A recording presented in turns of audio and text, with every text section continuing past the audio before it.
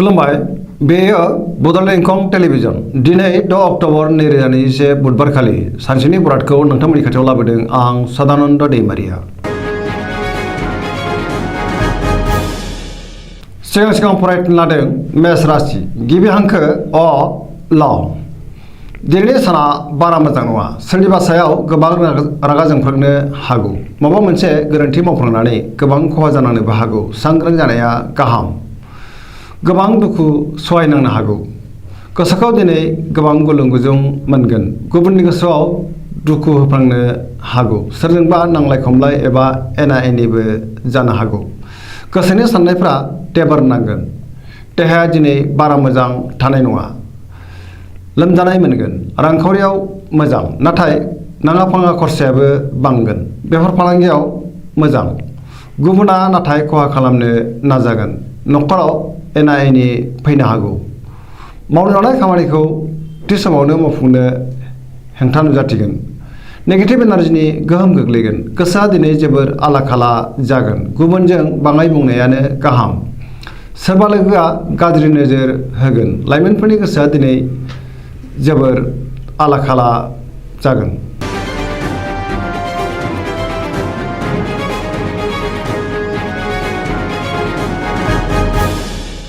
वृष राशि गिबि हांखो इ उ ब।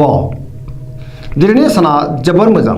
पजिटिभ एनार्जिनि गोहोम गोग्लैगोन। गोसोखौ जोबोर गोजोननाय मोनगोन। गोसोनि बोलोआ बांगोन। गोजोननायनि दैमु बोहैगोन। गोथों आरो गोग्गो साननो रोंगोन। मावनो लानाय खामानिखौ थि समावनो आरो गोरलैयैनो मावफुंनो हागोन। सिगांनि बबेबा आद्रा खामानिखौबो दिनै मावफुंनो हागोन। समाजाव गोबां मान मोनगोन। रांखावरियाव जोबोर मोजां। अदेबानि खरसायाबो बांगोन। सोरबा लोगोआ हेफाजाब होगोन। बेफार फालांगियाव मोजां मुलाम्फा मोनगोन आरो गोबां मुलाम्फा जानो हागोन। न'खराव दिनै बिसि फिसायनि गेजेराव अननानै फैगोन। देहाया मोजाङैनो थागोन। समाजाव मान मोनगोन। सोरबा लोगोनि हेफाजाब मोनगोन। पजिटिभ एनार्जिनि गोहोम गोग्लैगोन। लाइमोनफोरनि गोसोआ दिनै जोबोर रमान्टिक जागोन आरो गावबा गावनि गोसोनि साननायखौ फोरमायलायनोबो हागोन। गुबुननि गोसोखौ गोरलैयैनो बोनो हागोन। गोदान खामानियाव आखाइ होनो हागोन। गोसोनि साननाय आरो लुबैनायफ्रा मोगथाङाव जाफुंगोन। सरासनस्रायै दिनै साना जोबोर मोजां आरो मोजाङैनो बारग'लांगोन।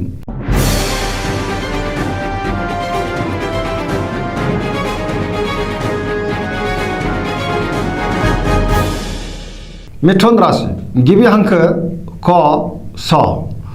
दिनैनि साना बारा मोजां नङा।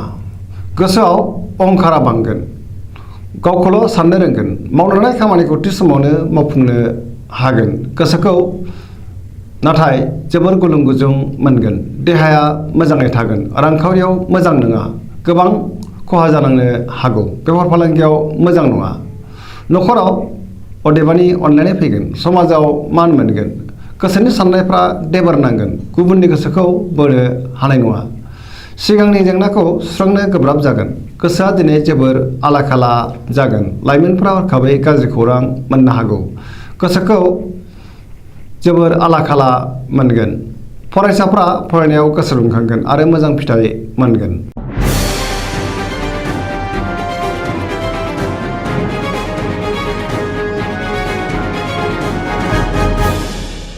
कर्कट राशि गिबि हांखो ड ड ह।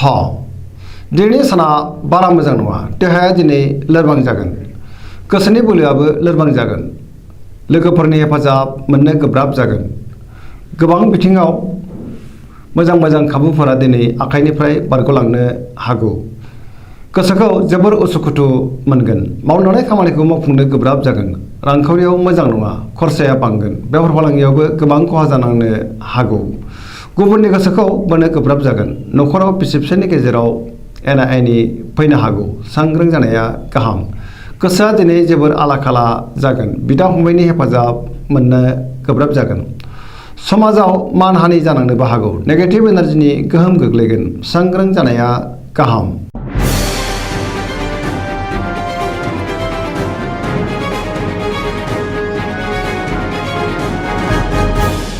सिंह राशि गिबि हांखो म ट। दिनैनि साना जोबोर मोजां। देहाया मोजाङै थागोन। सिगांनि बबेबा जेंनाखौ मोजाङैनो सुस्रांनो हागोन। माबा मोनसे गेदेर खामानि मावनो खाबु मोनगोन गोसोखौ दिनै जोबोर गोजोननाय मोनगोन समाजाव मान मोनगोन मावनो लानाय खामानिखौ थि समावनो आरो गोरलैयैनो मावफुंनो हागोन रांखावरियाव जोबोर मोजां मोननो गोनांथारखौ दिनै मोननो हागोन बेफार फालांगियाव मोजां मुलाम्फा मोनगोन न'खराव दिनै बिसि फिसायनि गेजेराव अनलायनाय फैगोन बिदा फंबायनि हेफाजाब मोनगोन गोसोनि बोलोआ बांगोन गुबुननि थाखाय मोजां खामानि मावनानै होनो हागोन गोसोआ दिनै जोबोर रमान्टिक जागोन सोरबा रोंग'सानिफ्राय बोसोन मोनगोन गोसोनि साननायफोरा जाफुंगोन धोरोमारि बिथिङाव गोसो दुंखांगोन फरायसाफोरा फरायनायाव गोसो दुंखांगोन आरो मोजां फिथाइ मोनगोन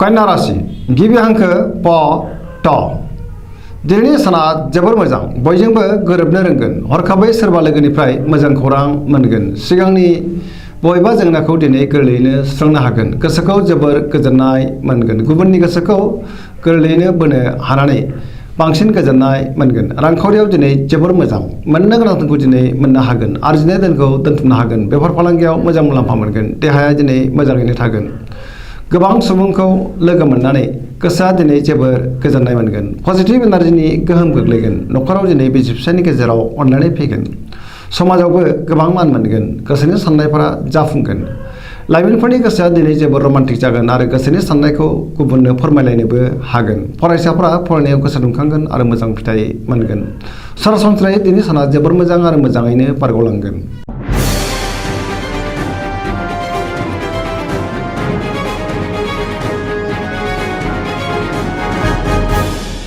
तुला राशि गिबि हांखो र ट दिनैनि साना जोबोर मोजां गुबुनखौ मान होनो रोंगोन आरो गावबो गुबुननिफ्राय मान मोननो हागोन बहाबा दावबायहैनो खाबु मोनगोन गोसोआ गोदान बोलो फैगोन जेरावबो जाफुंसार जानो हागोन गोसोखौ जोबोर गोजोननाय मोनगोन गोसोनि बोलोआ बांगोन गोसोनि साननायफोरा मोगथाङाव गासैबो जाफुंगोन मावनो लानाय खामानिखौ थि समावनो मावफुंनोबो हागोन देहाया मोजाङै थागोन रांखावरियाव जोबोर मोजां मोननो गोनांथारखौ दिनै मोननो हागोन आरजिनाय धोनखौ दोनथुमनो हागोन अदेबानि खरसायाबो बांगोन बेफार फालांगियाव मोजां मुलाम्फा मोनगोन न'खराव बिसि फिसायनि गेजेराव अनलायनाय फैगोन फरायसाफोरा फरायनायाव गोसो दुंखांगोन आरो मोजां फिथाइ मोनगोन लोगोफोरनि हेफाजाबखौ दिनै मोननो हागोन गोसोआ जोबोर रमान्टिक जागोन लाइमोनफोरा गावबा गावनि गोसोनि साननायखौ फोरमायलायनोबो हागोन पजिटिभ एनार्जिनि गोहोम गोग्लैगोन सरासनस्रायै दिनै साना जोबोर मोजां आरो मोजाङैनो बारग'लांगोन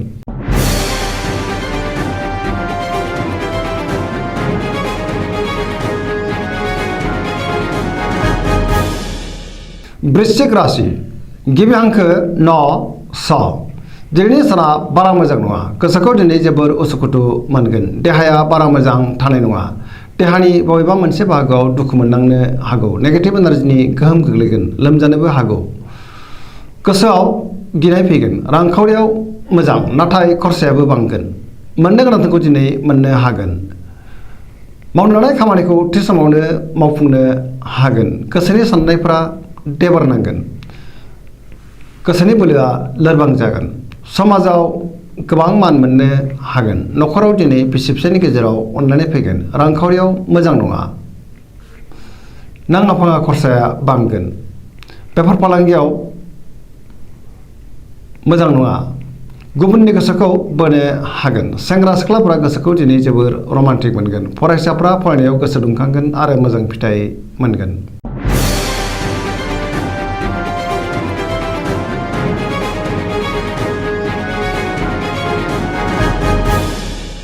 धनु राशि गिबि हांखो ढ फ भ दिनैनि साना जोबोर मोजां गोसोखौ जोबोर गोजोननाय मोनगोन गोसोआव मोजां साननाय आरो गोग्गो साननाय फैगोन मावनो लानाय खामानिखौ थि समावनो गोरलैयैनो मावफुंनो हागोन गोसोनि साननायफोरा मोगथाङाव जाफुंगोन रांखावरियाव दिनै जोबोर मोजां आयआ बांगोन मोननो गोनां धोनखौबो दिनै मोननो हागोन बेफार फालांगियाव मोजां मुलाम्फा मोनगोन समाजाव गोबां मान मोनगोन देहाया दिनै मोजाङैनो थागोन न'खराव अनलायनाय फैगोन बिदा फंबायनिफ्राय हेफाजाब मोनगोन सुथुरखौ गोरलैयैनो फेजेननो हागोन जेरावबो देरहासार जागोन गोसोआ दिनै जोबोर रमान्टिक जागोन फरायसाफोरा फरायनायाव गोसो दुंखांगोन आरो मोजां फिथाइ मोनगोन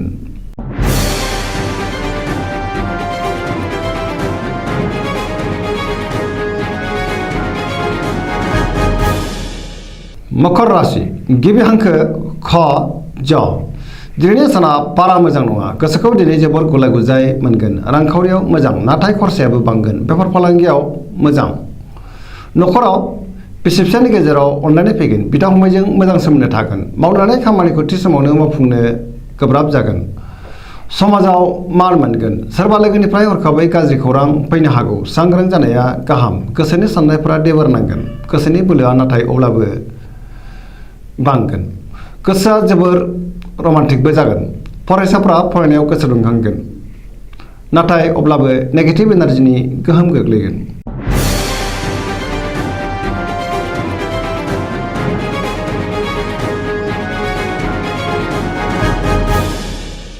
कुम्भ राशि गिबि हांखो ग स स दिनैनि साना मोजां आरो गाज्रिनि गेजेरजोंनो बाबेनलांगोन गोसोखौ जोबोर उसुखुथु मोनगोन मावनो लानाय खामानिखौ थि समावनो मावफुंनो गोब्राब जागोन समाजाव नाथाय मान मोनगोन गोबां मुंदांखा सुबुंजों लोगो मोनलायनायनि खाबु जागोन रांखावरियाव मोजां नाथाय खरसायाबो बांगोन गोबां धोन आरजिनोबो हागोन बेफार फालांगियाव मोजां मुलाम्फा मोनगोन देहाया दिनै बारा मोजां थानाय नङा गोबां रोखोमनि देहायारि जेंनायाव गोग्लैनांनो हागौ सांग्रां जानाया गाहाम नेगेटिभ एनार्जिनि गोहोम गोग्लैगोन न'खराव दिनै अनलायनाय फैगोन गुबुननि हेफाजाबखौ मोननो हागोन लाइमोनफोरा गोसोखौ दिनै जोबोर आला खाला मोनगोन धोरोमारि बिथिङाव गोसो दुंखांगोन गोसोनि साननायफोरा देबोरबो नांगोन